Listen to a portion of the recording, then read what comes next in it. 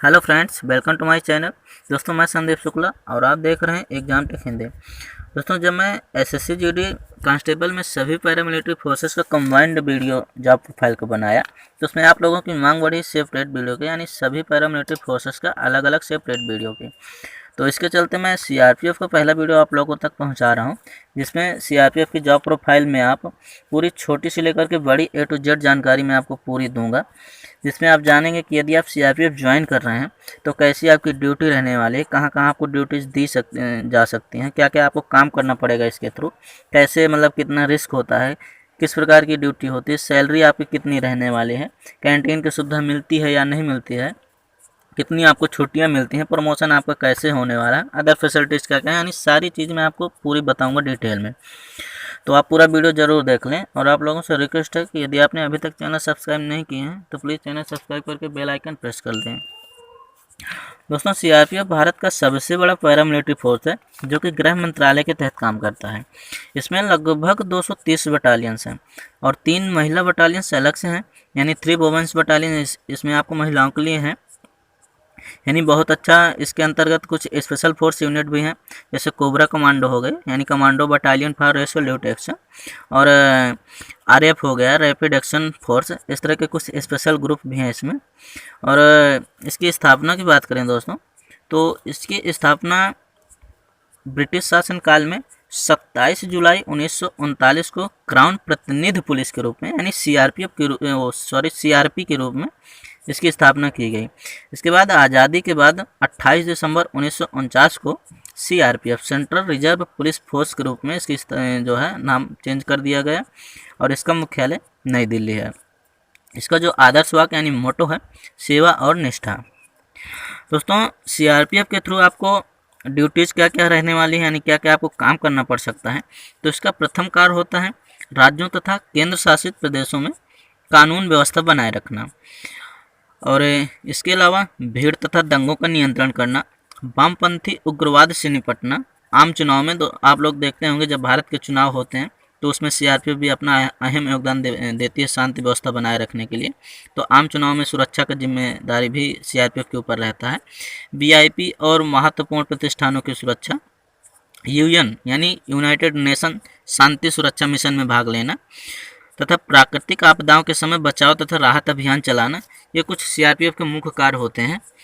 और इसमें ड्यूटी की बात करें तो दोस्तों, ड्यूटी आपको भारत में कहीं भी दी जा सकती है सीआरपीएफ के थ्रू, और नक्सलवादी एरियाओं में ज़्यादातर सीआरपीएफ की ड्यूटी रहती है, यानी। और इसके अलावा इसमें जो है मूव ऑन ड्यूटी इसको बोलते हैं, यानी सीआरपीएफ के अंतर्गत आपको तत्काल, जैसे एक जगह आपकी ड्यूटी लगी हुई है तो तत्काल किसी प्रभाव से आपको मूव ऑन ड्यूटी दी जा सकती है, मतलब दूसरी जगह भेजा जा सकता है। इसीलिए सीआरपीएफ के तहत जो है फैमिली रखना चाहते हैं यदि आप, तो थोड़ा डिफ़िकल्ट होता है। रख सकते हैं लेकिन थोड़ा डिफ़िकल्ट होता है, पता नहीं कितनी देर कहाँ जाना पड़े, तो इसीलिए थोड़ा डिफ़िकल्ट माना गया है। और जॉब सिक्योरिटी महिलाओं के रूप में बात करें महिलाओं के लिए, तो इसमें थोड़ा जैसे सीआईएसएफ हो गया है तो ये थोड़ा महिलाओं के लिए बेहतर होती हैं, लेकिन सीआरपीएफ भी बहुत अच्छी पोस्ट होती है, इसलिए इसमें भी आप महिलाएं जो है अपना उज्जवल भविष्य बना सकती हैं। और पुरुषों के लिए तो बेहतर है ही है, सभी फोर्सेस बढ़िया होती हैं।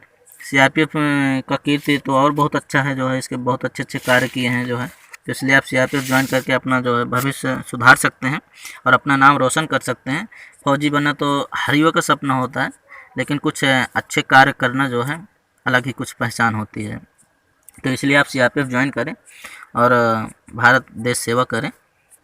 इसके बाद दोस्तों, इसमें सैलरी की बात करें पहले, तो सैलरी दोस्तों इसका बेसिक पे तो सभी जितनी भी एसएससी जीडी की फोर्सेस होती हैं सभी का जो बेसिक पे होता है वो 21,700 रुपये होता है।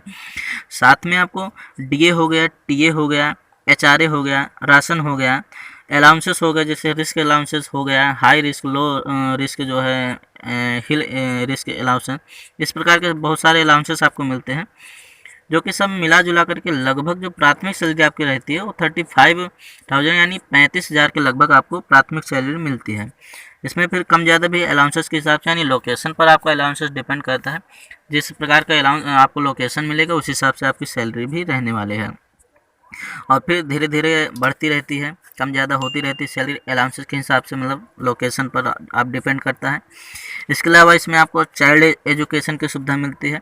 चाइल्ड एजुकेशन में दोस्तों मैक्सिमम 2 बच्चों के लिए आपको एजुकेशन की सुविधा मिलती है, यदि ज़्यादा है तो अदर के लिए नहीं। इसमें आपको जो मेडिकल सुविधा दी जाती है, पूरी फैमिली के लिए मेडिकल सुविधा मिलती है। और साथ में साल में 2 बार आने जाने का, यानी घर यदि आप आ रहे हैं तो साल में 2 बार आने जाने का पूरा टिकट खर्चा फोर्स की तरफ से आपको दिया जाता है। यानी जब आप आएंगे और जब आप वापस जाएंगे तो दोनों बार का टिकट खर्चा आपको मिलता है। और इसमें साथ में बात करें तो कैंटीन की व्यवस्था मिलती है। तो कैंटीन दोस्तों आर्मी की तरह नहीं मिलती। जो आर्मी होती है उसमें अदर कैंटीन की व्यवस्था होती है, वो थोड़ा ज़्यादा अच्छी मानी जाती है, उसमें छूट वगैरह बहुत होती हैं। इसके तहत आपको CPC की व्यवस्था मिलती है, जो सेंट्रल पुलिस कैंटीन होती है, ये व्यवस्था आपको मिलती है। और इसके बाद प्रमोशन की दोस्तों बात करें, प्रमोशन से पहले छुट्टियां देख लेते हैं, क्योंकि छुट्टियां बहुत ज़रूरी है आप लोगों को जानना। तो दोस्तों छुट्टियों में आपको पहले वीडियो में मैं आपको सारी डिटेल में समझाया हूँ। तो उसी प्रकार मतलब छुट्टियां जो होती हैं EL, CL और SPL 3 प्रकार की होती हैं। नॉर्मल छुट्टियां EL और CL होती हैं। तो इसके तहत 60 दिन का EL यानी अर्न लीव होता है और 15 दिन का CL यानी कैजुअल लीव होता है। टोटल नॉर्मल लीव आपको 75 दिन की मिलने वाली है। इसके बाद इसमें जर्नी लीव आपको अलग से मिलती है, यानी जब आप घर आ रहे हैं तो जो आपको रास्ते का समय है, 1 दिन आना प्लस 1 दिन घर से जो है ड्यूटी प्लेस पे जाना, 2 दिन का एक्स्ट्रा समय आपको दिया जाता है जर्नी लीव। यानी टोटल अगर बात करें तो साल में लगभग आपको 85 से 90 छुट्टियाँ मिल जाती हैं। और जो HPL होती हैं, HPL नॉर्मल लीव नहीं होती। जब आपकी तबीयत वगैरह ख़राब होती है तो उसके लिए होती है ना, 20 दिन की मिनिमम होती हैं और आप मैक्सिमम इसको जो है 365 दिन और भी ज़्यादा 2 साल तक का ले सकते हैं। इसके बाद ड्यूटी दोस्तों इसमें आपको 8 घंटे की करनी होती है, जो कि नॉर्मल 8 घंटे की होती है, वैसे कम ज़्यादा होती रहती है समय के अनुसार। जैसे किसी दिन कुछ अगर काम पड़ गया, किसी दिन और काम पड़ेगा, तो इसलिए कम ज़्यादा ड्यूटी होती रहती है, लेकिन साधारणतः 8 घंटे की होती है। किसी दिन आपको कम भी करना पड़ सकता है, कभी कभी लगातार ज़्यादा भी ड्यूटी करना पड़ सकता है, कभी कभी आराम बहुत मिल जाता है। और इसमें EX सर्विसमैन का बहुत बड़ा पॉइंट है, मतलब आप लोगों के कमेंट आए EX सर्विसमैन। तो दोस्तों मैं आपको बता दूं कि CRPF के अंतर्गत वैसे सभी पैरामिलिट्री फोर्सेस में सुविधा नहीं है, लेकिन स्पेशल CRPF का वीडियो तो मैं CRPF की जानकारी आपको दे रहा हूँ। इसमें आपको EX सर्विसमैन की सुविधा नहीं मिलती है। आप देखते होंगे जो आर्मी वाला कैंडिडेट होता है उसको EX सर्विसमैन की जो मिल जाती है जो व्यवस्था, वो चीज़ CRPF के अंतर्गत नहीं आती है। ठीक है दोस्तों। इसके बाद और भी चीज़ें बात करें, कैंटीन हो गई, छुट्टी हो गई और ड्यूटी चीज़ें हो गई, सारी चीज़ें। इसके बाद प्रमोशन की बात कर लेते हैं। तो प्रमोशन दोस्तों आपको 2 प्रकार से मिलता है, डिपार्टमेंटल एग्ज़ाम के थ्रू और एक्सपीरियंस बेस के थ्रू। जिसमें आप यदि कांस्टेबल पद पे जा रहे हैं तो कांस्टेबल से आप मैक्सिमम इंस्पेक्टर तक जो है प्रमोशन ले सकते हैं। कांस्टेबल से senior constable, head constable, ASI, SI और इंस्पेक्टर, यानी 5वीं लेवल तक आप प्रमोशन ले सकते हैं। जिसमें 4 साल कुछ भी नहीं होता, 4 साल के बाद प्रमोशन की जो है सीढ़ी स्टार्ट होती है। जिसमें यदि आप डिपार्टमेंटल एग्ज़ाम तय कर रहे हैं तो बेहतर होगा, यदि आप पढ़ाई के थ्रू डिपार्टमेंटल एग्ज़ाम से जा रहे हैं तो जल्दी प्रमोशन पा जाएंगे। जिसके लिए मिनिमम क्वालिफिकेशन आपका इंटर होना चाहिए, क्योंकि SSC GD के सभी पैरामिलिट्री फोर्सेस के जो मिनिमम क्वालिफिकेशन वो हाई स्कूल है, 10th। तो यदि आप डिपार्टमेंटल के थ्रू प्रमोशन लेना चाहते हैं एग्ज़ाम देकर, तो इंटर आपका मिनिमम क्वालिफिकेशन होना चाहिए। इसके थ्रू आप कोई भी पोस्ट डिपार्टमेंटल की आती है तो आप एग्ज़ाम के थ्रू ऊपर जा सकते हैं। लेकिन एक्सपीरियंस बेस की बात करें तो इसमें आपको 10 साल 15 साल लग जाए, मिनिमम 10 साल तो लग ही जाता है।